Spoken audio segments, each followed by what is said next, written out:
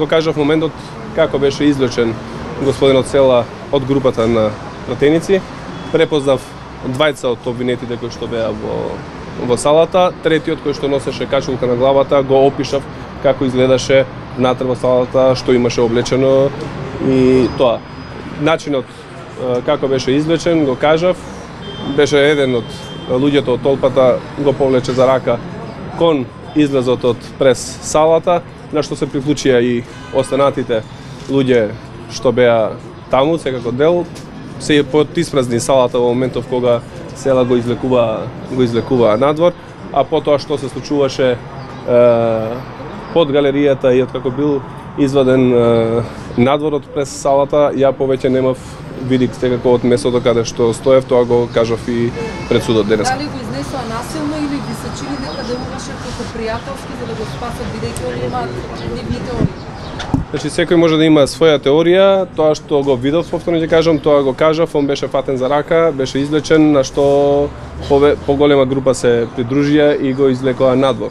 А што после тоа се случуваше, јас повторно кажувам, одгоре ја не можев да видам, но тоа се виде од другите докази што понатака можевме да ги видиме и самиот Зјарин Села го има кажано и го имаме видено во каква состојба беше изнесен од собранието. Како ви се заканува, рековте дека барале и вас и вашето име, со какви зборови, што уствари ви се заканува? Значи, со навредливи зборови, моето име беше посочувано и извикувано горе од луѓето, од толпата, насилниците кои што се качија во галеријата и кои што го напаѓаа колегата Павле Богоевски. Ја бев во втората кабина со 4 мои колешки пратенички, каде што они не успеа да влезат.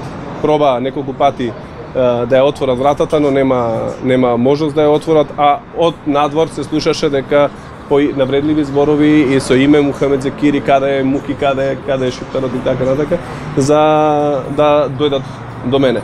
Среќа што не успеа да ја отворат вратата и среќа што и колешката Фросина Ревенски, која што стоеше во првата кабина, им посочуваше, им кажуваше дека во втората кабина не се наоѓа никој, тоа е затворена просторија.